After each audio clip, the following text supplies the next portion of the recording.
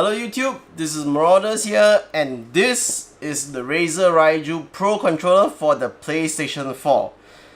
Now, for those of you who also have an Xbox One and have seen my previous videos, you might find this very familiar because the Raiju looks almost exactly like the Razer Wildcat for the Xbox One. In fact, it's very likely that it's more or less the same. It's more or less the same parts inside. So we'll take a look at that. Okay, and first of all, let's start with the physicality of it. It's nice and solid, feels solid and nice to hold in it. Of course, as a Pro controller, it shouldn't feel like it's gonna break apart or anything. And for those of you who, like me, don't like the small feeling of the normal DualShock 4, this is great because hell, this thing is modeled after an Xbox One controller. So yeah, if you prefer the Xbox controller's design, you're gonna love this. Okay, now from the out of the box, the joystick, these are joystick covers, so you can take it off, and they're already installed when they're in the box. And I strongly recommend you leave it there because just like the Wildcat, these things are very smooth without the thumbstick covers. So you're gonna want to keep them on. Okay. Now the other thing, now if you look at the back, you notice that there are these blue grippy areas so that it will help increase the grip on the controller. And the funny thing is that unlike the Wildcat, these things are now factory installed. So I guess a lot of people are complaining about having to stick the labels on themselves with the Wildcat. But one thing that I am interested in is that, are these really just the same decals? Cause wouldn't that mean that just as with any same stickers, these might come out after some prolonged use? Who knows? And just like the Wildcat, there is the connector for the USB cable. While the shape is a normal USB port, in order to have lock it in with their anti-slip and everything, it's a semi-proprietary cable, which is that if this cable breaks, you're gonna need to find one. In order for a replacement, if you don't want to get it from Razer, you're gonna have to find one that is small enough to fit into this little cavity here. So there are good and bad reasons for it, I guess. Just like with the Wildcat, this plug is especially molded so that when you plug it in, it's tight and it's pretty tight so that it doesn't accidentally get disconnected, which I guess is a big deal in pro gaming scenarios. Okay, let's talk about the buttons now. These are Razer's instant action buttons, so they have a very minimal travel and you basically just clicks almost immediately. You can just twitch on them and they'll activate. Now the good thing with that is that it means that because there's almost no travel time with the buttons, it means that your response is very fast. But the problem here is some people might not like this feeling because sometimes it feels that you didn't actually press the button. I guess you're gonna have to just get used to it. You're going to, because that's what you have. Okay? Now, then we have the back bumpers. So you have the two buttons at the back. So these are removable with the screwdriver that Razer provided. So you can unscrew them and remove it. But basically you have two extra buttons here at the back. And why would you want to remove it? Seriously, I don't know why Why would you buy this controller if you're gonna remove the extra back buttons? Yeah, I don't know. But if you want to, you can. And one good thing that's unlike the Microsoft's Elite controller is that the buttons are a bit deeper in. So when you put it down on a table or something, you're less likely to activate it. Of course, if you put it on your leg, you're still very likely to activate it since your thigh will probably go in here in the middle and click the buttons. Okay, then there's of course you have another 2 extra buttons here. It's for a total of 4 extra remappable buttons. Now, I never really liked the extra bumper buttons. It's again something that you need to get used to, because when you're initially using it, it's very likely that you will think you mistaken these as the bumpers. So it's actually like no surprise that the defaults, I think the defaults mapped to the bumpers. I can't remember right now. So the thing here is that when you're just starting to use this controller, you very likely mistaken these as the actual bumpers. But after a while, you will know how to differentiate between either pressing the bumper or pressing the shortcut button. So again, it takes time to get used to compared to the buttons at the back, since these are extra. Then we have the trigger locks here. So these are trigger lock switches to stop the physical travel of the triggers. So now the trigger lock is disengaged. You can see that the trigger goes in deep. And if I engage the trigger lock, it will hit the end very quickly.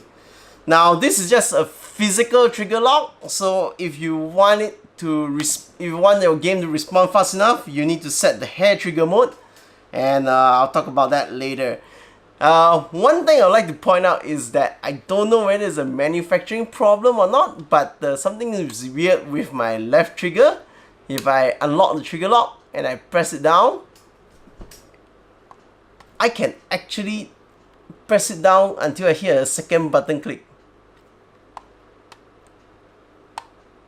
Doesn't happen with the right. So I wonder what's actually loose in there. Okay, I hope it's not an Onza scenario. Then we have the D-pad. So these are individual buttons. It's unlike the DS4 D-pad. It's not actually a full thing at the bottom. It's actually 4 individual buttons. It's mushy. It sucks. Okay, yeah, I seriously don't think you're gonna play any fighting game street. You're gonna do any Hadouken motions with this thing.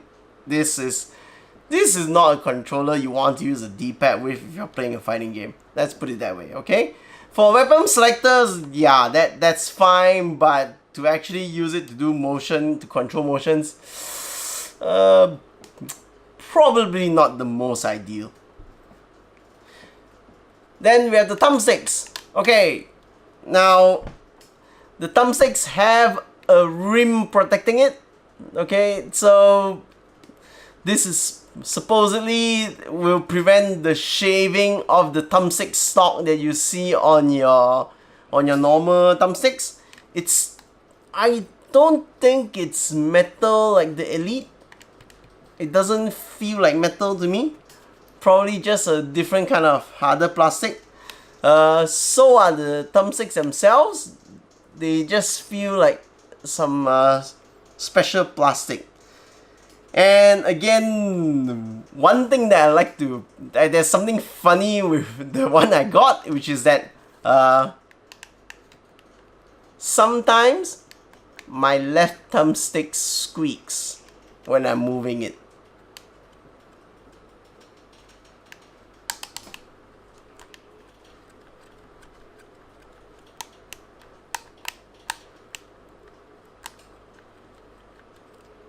Okay, it's not doing it now, but as I was streaming and testing it the other day, it was squeaking. It doesn't happen all the time, but it does squeak. I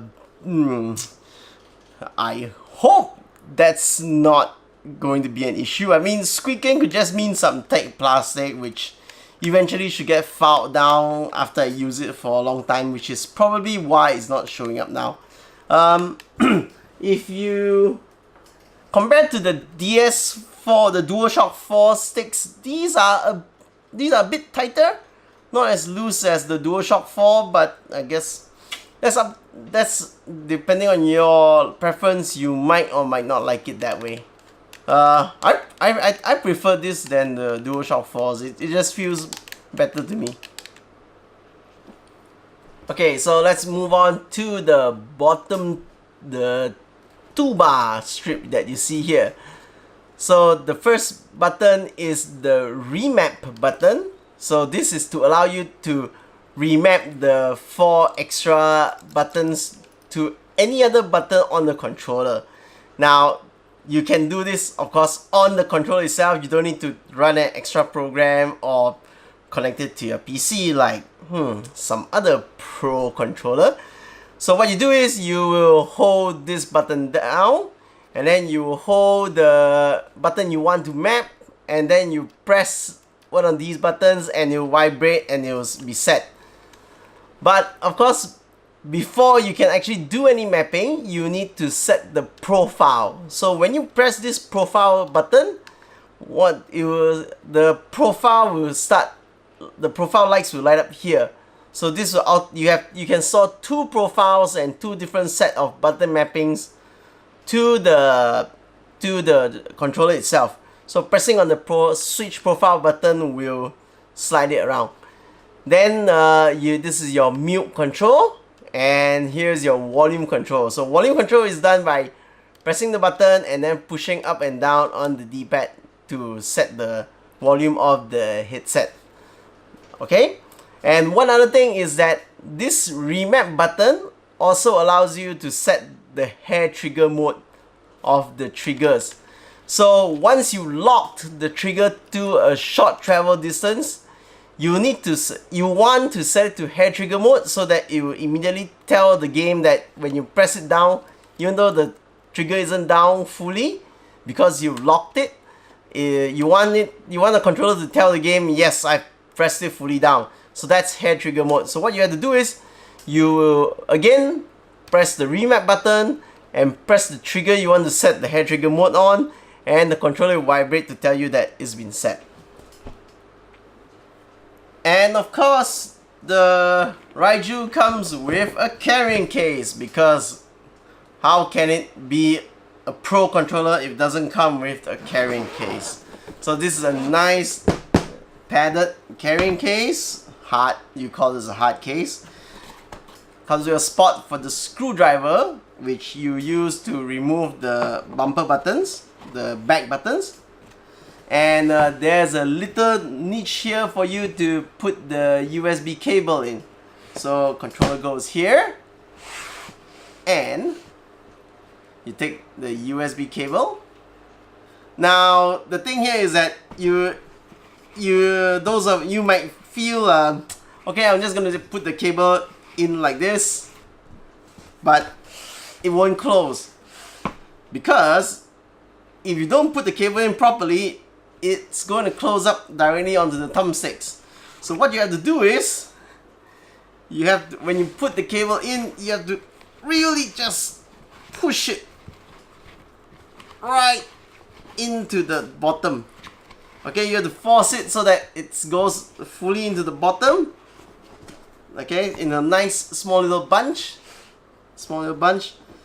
Then only you can close it and zip it up. Now, I mean, it's a bit annoying that they decided to do this. It's probably a cost issue when you consider that the Xbox One Wildcat came with a square one which had more space for the cable. But because this is of this small size, it's a bit inconvenient, but I guess, well, at least it works. One thing that I found out is that if you don't like stuffing it into the bag, what you can do is you can actually, what I do also is I take the tip of the cable, I hide the thing underneath the controller, I tuck it in here, and I can still close it.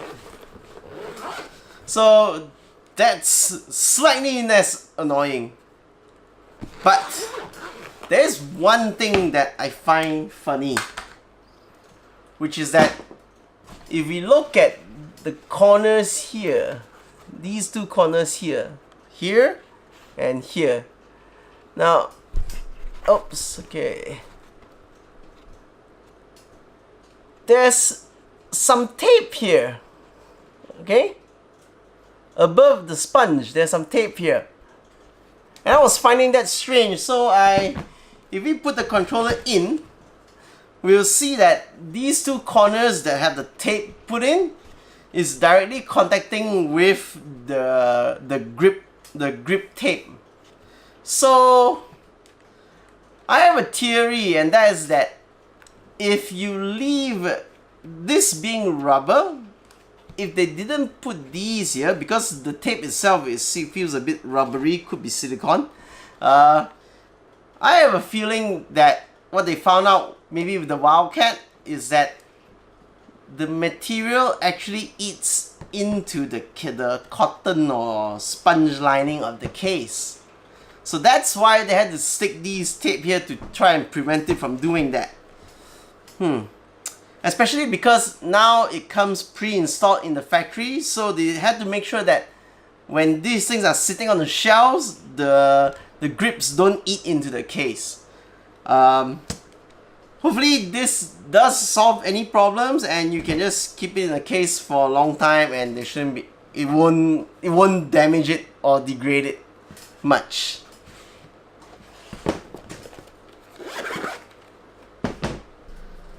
Okay, now we are here at my PC because I want to show something very interesting when you plug the Razer Raiju into your computer.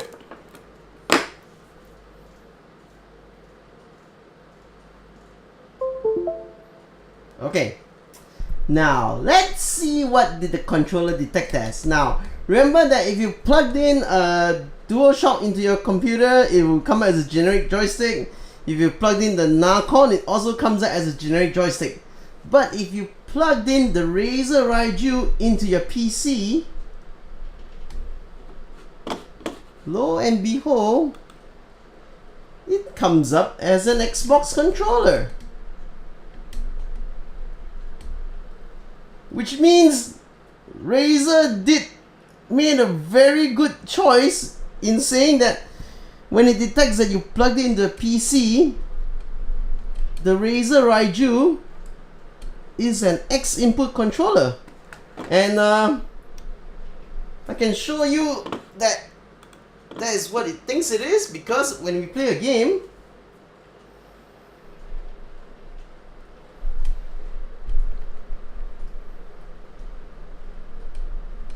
now if you're familiar with Steam, you know that if the big picture thing comes up, it means that a so-called Steam supported controller is connected, but it's not a typical Xbox controller. Now I'll tell you why. Even though games will detect the controller as an Xinput controller, let me see. So you can see that Ikaruga is a very good demonstration of this, because if you plugged in a generic controller, Ikaruga will say that it's a generic controller. But here it knows that it is an Xbox controller. And you can see that it has all the Xbox controls on it. But there is one interesting thing, which is that the center button, the PlayStation button, which if you're a PC gamer, you've been playing PC games with an Xbox controller, you know that this is basically the center button. This should bring up the Steam overlay. It doesn't do that. I don't know why, it just doesn't do that. But of course, I can bring up the Steam overlay using the keyboard. And we can see is the big picture big picture version, and I will not do this controller, this registration, but we'll go to the controller option, and okay, this is not actually, okay, I can't actually show it here. That would be in the big picture control settings. Let's see what exactly does Steam thinks this controller is. So we go into big picture mode because that's where you go to configure controllers. And we see that the detected controller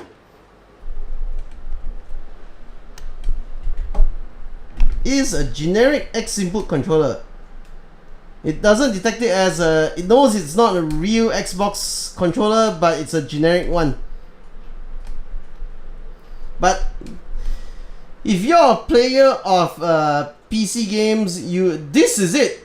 With this, with the Raiju, this is as good as getting an Xbox controller for your PC, and you can also use it with your PS4 as well. So if you're a PC PS4 player, the Raiju is actually a mix for pretty worthwhile purchase. Now, in case you're wondering, no, even though this is a PlayStation controller,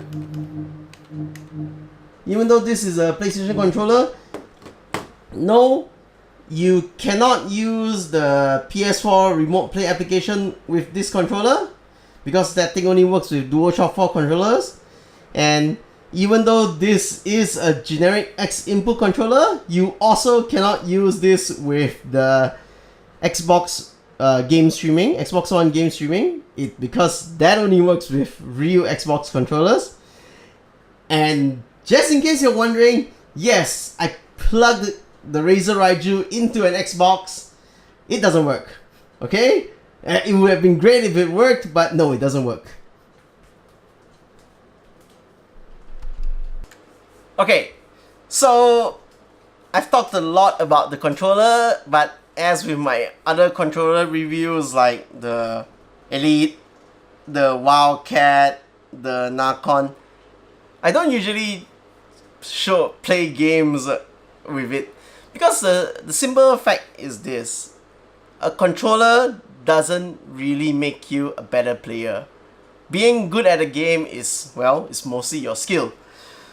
The main reason, as I always mention in the previous Pro controller reviews, is always that there's only one advantage that using all these Pro controllers give you, and that is the fact that with these extra buttons, you do not have to take your thumb off the thumbstick to press the face buttons, and that small little benefit might really give you it might make a difference in competitive gaming, and or because especially if you're playing FPSs, you know that means you can jump without losing the ability to aim, because you don't need to jump by pressing the button anymore. You just you press one of the buttons at the back, so your thumb is always on the thumbstick.